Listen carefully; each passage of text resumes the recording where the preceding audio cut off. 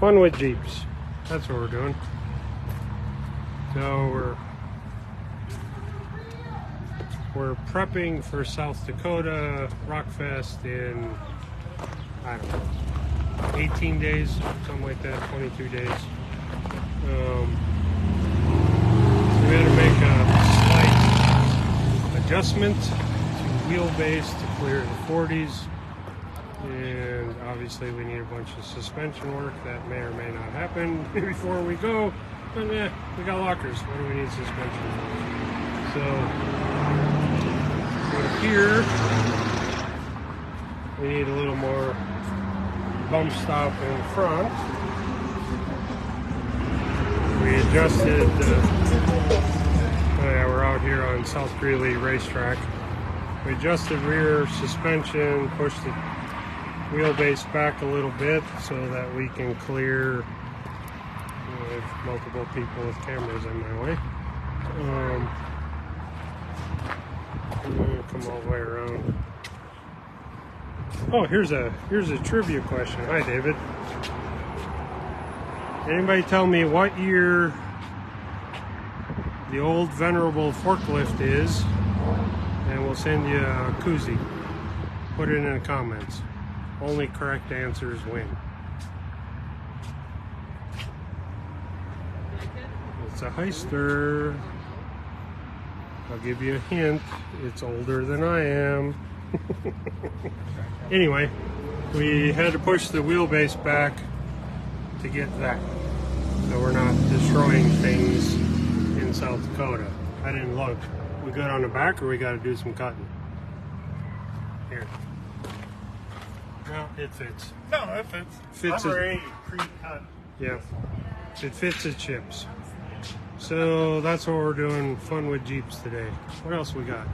Oh, we got a whole parking lot full of fun with Jeeps. That's about to happen. What do we got over here? This one's pretty cool. Try again, David.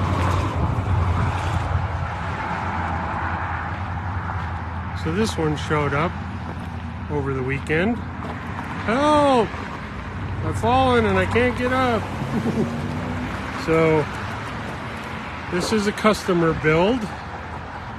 They did all the armor install. So it has our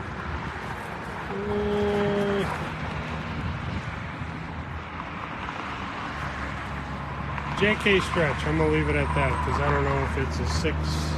I think yeah, it's our kit, so it's a 6-inch stretch. For those of you always asking what a 6-inch stretch looks like, that's what it looks like.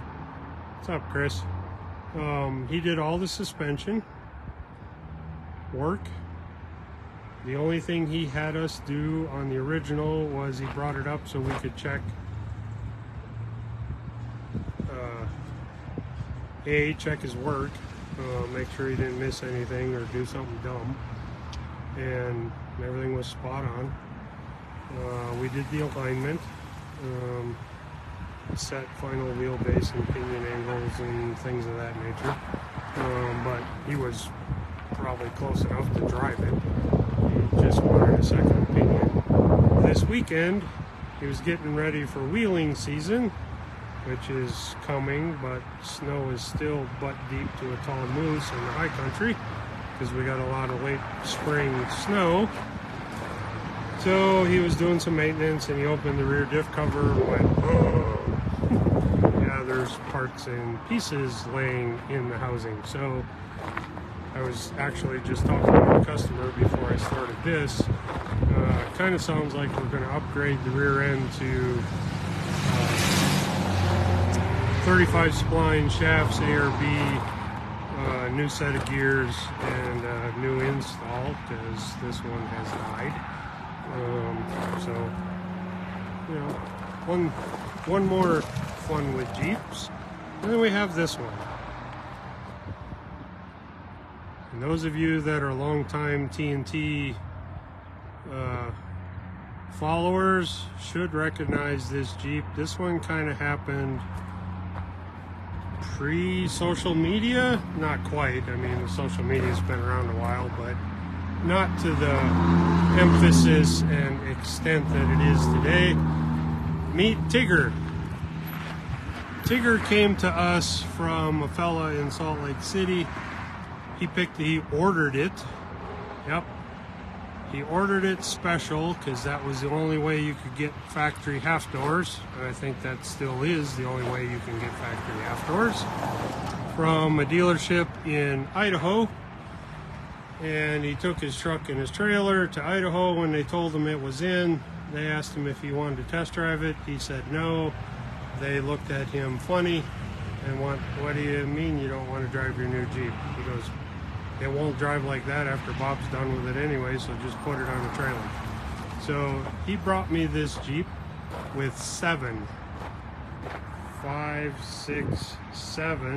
miles on the clock. Never had driven it. They loaded it on the, because he's like, I don't even want to get in it, which blew the dealership's mind. They put it on the trailer, he strapped it down, he hauled it here. We unloaded it off the trailer, drove it into the shop, and I stood next to him with my torch in my hand. I struck the torch a couple of times. I said, are you sure you want to do this? And he said, hell yeah. And I went and cut a lower control arm mount off the chassis just because it was easy to cut. Wasn't a precision cut, wasn't anything finished product, but nonetheless, it solidified that he really wanted to cut up a Jeep with 7 miles on it. So anyway, it got here, yeah, V6 manual transmission. It was a total stripped Jeep because that was the only way you could get half doors, which is all he wanted. And I don't know, 4, 5, 6 months later, it left with the frame it came with and the body it came with. Tigger's an 11, so still had the minivan motor but the new interior. So it left with a Hemi, one of the first Hemi 6-speed swaps. Dan from then Burnsville, now Dakota Customs, helped facilitate that swap because Kelly's a manual Jeep driver, didn't even want to discuss an automatic. He was having a manual or he wasn't doing this. Obviously that all happened before the 7 mile story. So Dan helped us with that. Believe it or not, that was a used transmission, was all we could find, because back then was when Mercedes and Jeep were parting ways, and Mercedes was like, yeah, pound sand, because it's a German transmission that was needed. The only OEM, as I recall, it's been a while, the only OEM application for that transmission was a very rare and unique optioned Dakota.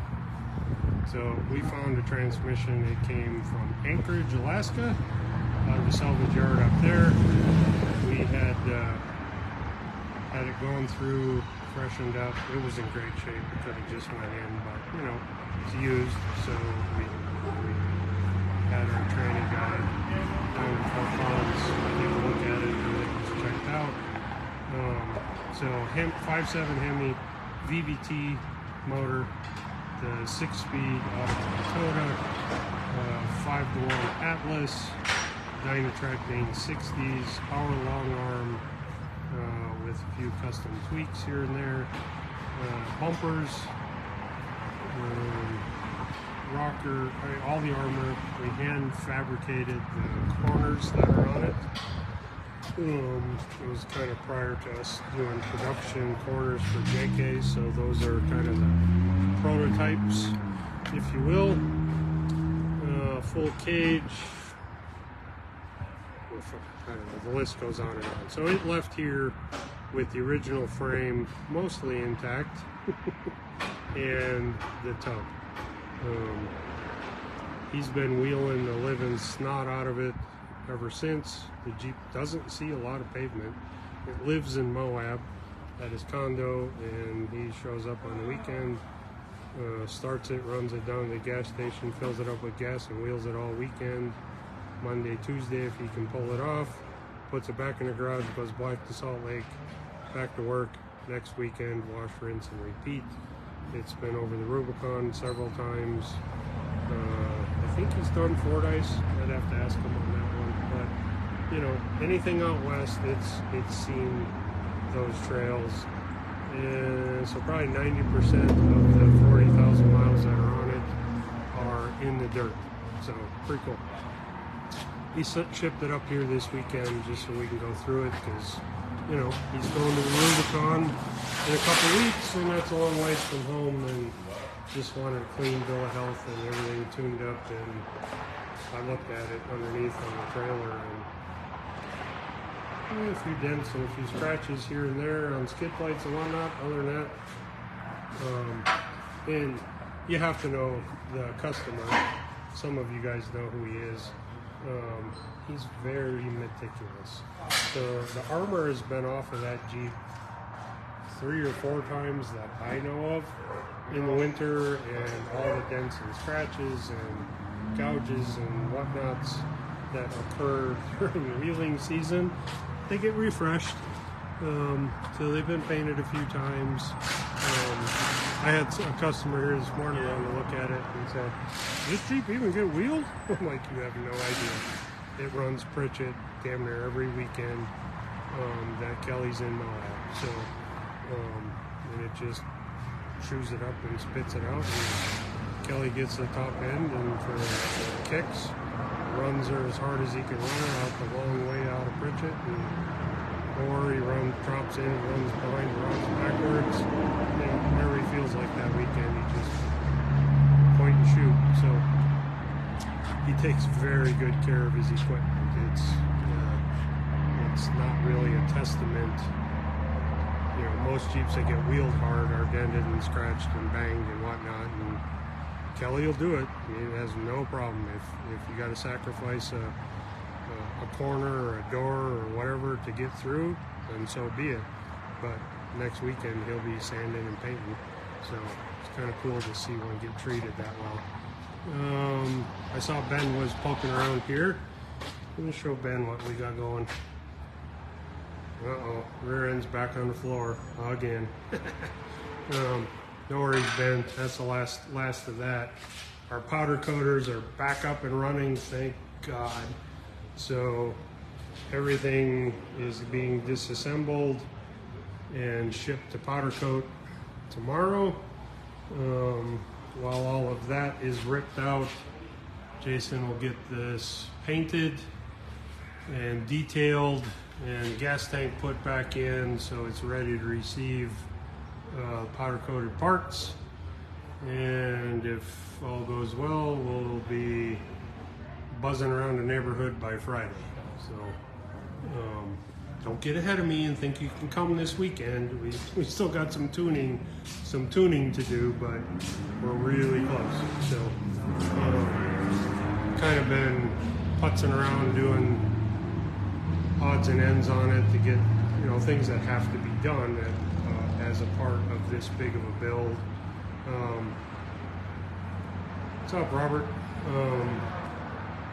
But now we can finish in earnest once we get all the powder coated parts. We didn't really want to put it together and take it apart to put it together and take it apart, even though that's kind of how it works. We didn't want to just start driving it with a lot of raw parts in it, because sure as shit, you do that, it's going to rain, and now everything's rusty, and it just turns into a nightmare. So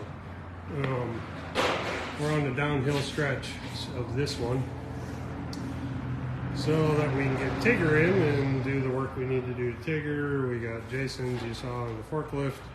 We got a bunch of work left to do to that. Some new parts for those of you that don't keep up with all of us little guys in the industry. That's Brian from CMM's handiwork. So sorry, Brian, if you're watching this. They've been sitting on the shelf for a hot minute. We finally got all of his steering put in. It's all 70-75 aluminum. His proprietary, I don't know what he's calling them. I think they're 7-ton. You know, the industry just keeps going bigger and bigger tonnage rating to make their steering stand out from the others. So Brian and I jokingly said it's got to be 7-ton steering. It's not, and neither is theirs. But appropriately sized parts, rebuildable ends, they're pretty slick. All American made 70-75 aluminum bar stock that Brian meticulously machines and then anodizes, no raw aluminum links. So that's all in and installed and everything fits good.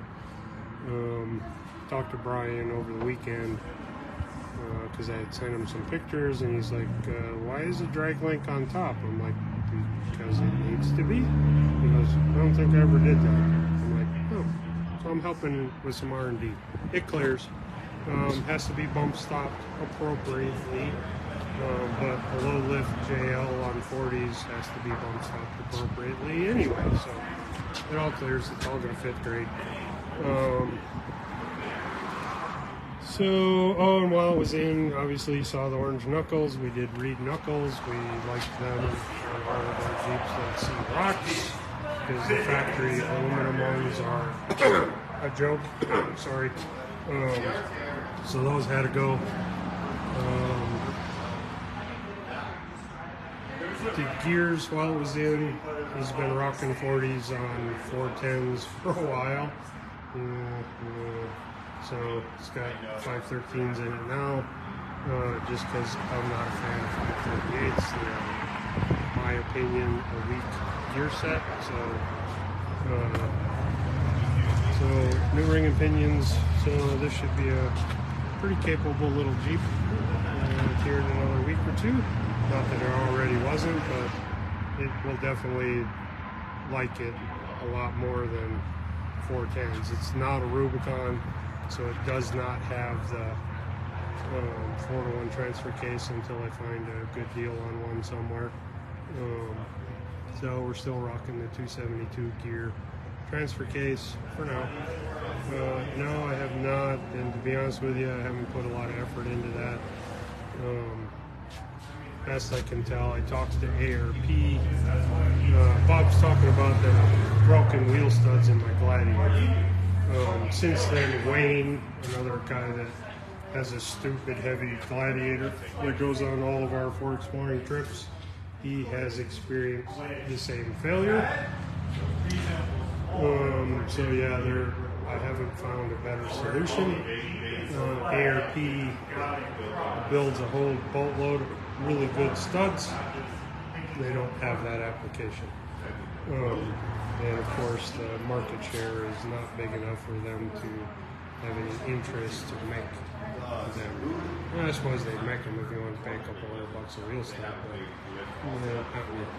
so the current thought there, which will happen probably in the fall when I can take that Jeep out of service, is to convert it to 9/16ths. If you do the math, 9/16ths is 563, actually 5625, and the factory 14mm studs are 551, something like that, 552. So a 9/16 stud would fit wheels, would fit whatever's. I just got to see if I can find one with the right knurl size to press in the factory shafts, and then put some form of quality axle shaft stud in it, because obviously the factory ones are not up to it. So yeah, that pretty much wraps up with Fun with Jeeps for this week. We got a lot of stuff going. As usual, we're always busy.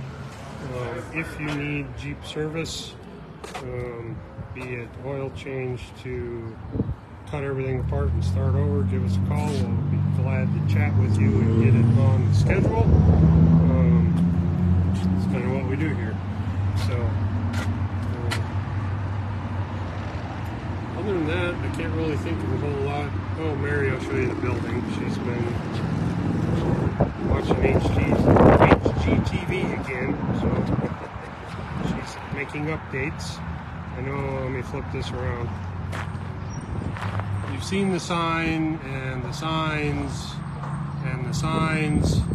She's now painted all of our doors. Alright, that one's out of the way. We painted all the doors black and she re-logoed them. So we have an added customs. If you can, I'll have to, I don't know, I don't think I should zoom. I don't know what will happen. So we have employees. We have that one over there, if you can see it, is parts for all our incoming and outgoing parts. And then the front door where customers come says welcome. Nobody guessed on the forklift yet. She still runs like a top. It's older than me. Welcome. That's what the front door says. On that note, I'm going to go inside. Get away from all this road noise. 1 o'clock here, so. Oh, there it came back. Sorry, Wi-Fi snafu. See if my lovely bride. Say goodbye, Mary. Bye, Mary. Bye, Mary. I'm headed out, honey. Okay. Yeah, she's got her girls' night. It's There's half, Tammy. It's half off a bottle of wine. Why are you still here? Because I work till 5:30. Bye.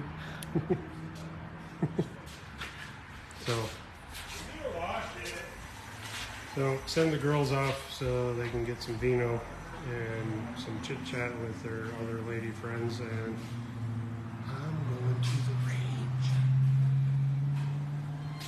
So unless it starts raining, which is what it looks like it's going to do. So on that note, I'll sign off and we'll see you guys next week.